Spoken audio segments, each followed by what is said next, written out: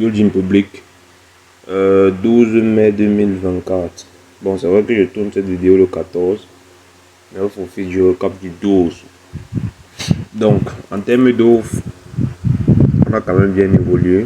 Et globalement, le point qui reste à toucher concernant les éléments qui servent à renforcer l'offre, c'est le nom. Ça veut dire qu'après avoir utilisé les éléments tels que la rareté, tels que l'urgence, tels que le bonus, c'est le nom qui reste à utiliser pour renforcer l'offre. Et n'oublions pas que lorsqu'on renforce l'offre, ça peut être à un moment donné même plus important que le contenu de l'offre en elle-même. Donc le nom est primordial dans la structure de l'offre. Parce qu'il faut bien comprendre que pour pouvoir structurer une offre irrésistible, il faudrait que tous les éléments qui sont nécessaires à la structure soient au point. Et donc que chaque élément soit mis en harmonie avec les autres pour pouvoir à la fin obtenir une offre qui soit proche de la perfection, parce que l'objectif c'est ça, c'est avoir une offre qui rencontre véritablement son marché et mettre directement l'entrepreneur dans une phase d'hyper-croissance. Donc, concernant le nom, donc, il y a un processus qui doit être établi dans le cadre de la structure du nom de l'offre, parce que c'est toute une école, le choix du nom pour une offre. Vu que vous pouvez avoir un très beau produit, un très bon service, mais parce qu'il est emballé dans le mauvais packaging, vous n'arrivez pas à vendre. Donc c'est très clairement ça. C'est le nom que vous trouvez, c'est l'élément qui sera perçu en premier par vos clients, ce sera son nom. Et donc si le nom n'est pas bien conçu, personne n'entrera.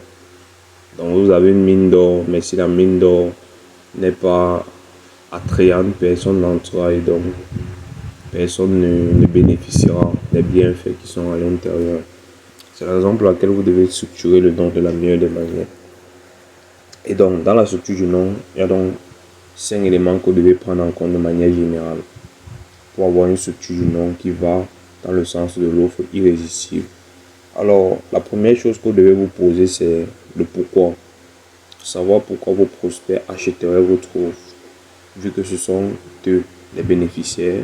Ou alors vous structurez vos offres pour eux. Et donc, il est question d'identifier les différents éléments qu'ils recherchent en souscrivant à votre offre et mettre ça en avant directement. Je vais prendre un exemple simple. Supposons que vous êtes un entrepreneur, vous souhaitez augmenter vos ventes. Et donc, vous tombez sur une offre qui présente très clairement le contenu dans le titre de l'offre. Donc, dans le nom de l'offre, il est présenté. Augmentez vos ventes dans les 7 prochains jours, chaque jour avec une vente par jour. C'est clair que dans votre cas de figure, c'est une offre qui va potentiellement vous intéresser. Parce que rien qu'à travers le titre, vous avez exactement sur pourquoi vous recherchez une offre actuellement. Et donc, axer sa première réflexion sur le pourquoi, c'est game changer dans le naming, lorsqu'on donne le nom à l'offre. Donc, c'est le premier élément qu'il faut prendre en compte. Donner un nom qui va dans le sens du besoin du client. Et donc, dans ce cas, on répond déjà à sa problématique juste à travers le nom.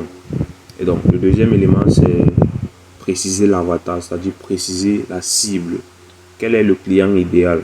Quelle est la personne idéale pour laquelle cette offre a été structurée? C'est vrai qu'il ne faut pas trop essayer de trop donner des précisions, mais une précision générale serait l'idéal. Est-ce que c'est un produit ou un service pour enfants? Est-ce que c'est pour des mères d'enfants?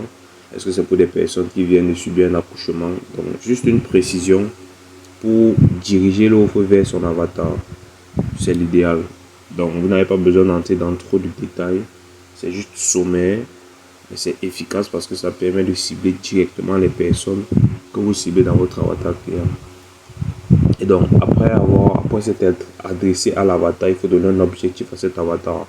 Donc, lorsque vous adressez à une personne, ensuite vous lui donnez un objectif, comme j'ai pris dans le cas des ventes, c'est-à-dire faites une vente par jour pendant 7 jours, c'est-à-dire chaque semaine. L'objectif c'est de faire une vente chaque jour pendant les 7 jours de la semaine. Et dans la semaine qui suit, on repart de plus belle avec l'objectif. Donc, donner un objectif est très important parce que en donnant l'objectif, ça peut faire en sorte que non seulement vos clients ont un objectif qu'ils vont suivre pendant lorsqu'ils vont suivre votre formation ou alors lorsqu'ils vont acquérir votre produit ou votre service. Mais aussi ça vous permet de donner déjà un élément de mesure à vos prospects. Et donc vous savez très clairement si l'objectif a été atteint ou pas. Parce que vous avez donné non seulement un objectif, mais l'élément qui suit bien compléter l'élément d'en haut, c'est un intervalle de temps. Donc lorsque vous donnez un objectif sur l'intervalle de temps, ça permet de facilement quantifier et savoir si l'objectif a été atteint ou pas. Et donc directement mettre sur pied les KPI pour pouvoir savoir qu'est-ce qui n'a pas marché ou alors qu'est-ce qui a marché et réimplémenter pour pouvoir faire continuer la courbe. Donc globalement, ce sont les éléments qu'on inclut dans le choix de l'offre. Et le dernier, donc, c'est le choix des mots qui viennent donc supporter ces 4 premiers éléments. Donc les mots sont très importants parce que ce sont les mots qui transmettent le mieux la vision interne. Et donc à la fin, lorsque vous avez choisi ces 4 éléments, choisi de les insérer. Ce qu'il faut comprendre, c'est que vous pouvez les insérer de manière partielle ou totale. Donc lorsque vous avez fait le choix de les insérer, les mots que vous choisissez viennent donc donner un peu de rythme. Parce qu'il faut bien comprendre qu'il faut toujours lier le fond et la forme. Donc même dans votre offre, il faudrait que le nom soit rythmé. Donc les mots que vous choisissez viennent donc appuyer, apporter du rythme au nom de votre offre. Et donc ça fait en sorte que votre offre est non seulement attrayante par le nom, mais aussi par les mots. Parce que ces mots ont une valeur qui viennent de ces 4 éléments qui sont très importants pour n'importe lequel de vos prospects. Et donc lorsque vous faites comme cela, vous avez une offre qui est bonne dans le fond parce qu'elle est structurée et donc dans la forme parce qu'elle représente clairement ce pourquoi le client achète l'offre. Donc globalement, ce sont les éléments qu'il faut savoir. Et aussi, ce qu'il faut comprendre, c'est que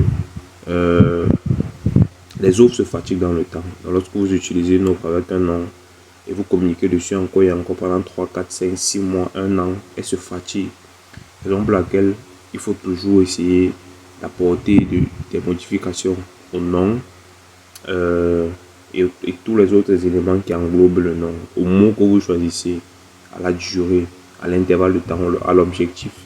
Et en faisant ça, on a l'impression que le produit est différent, sauf que l'intérieur est le même, mais le papier peint qui recouvre l'offre change. Ce qui fait que les prospects ont toujours tendance à croire que c'est une offre différente. Et donc ça relance encore et encore votre communication.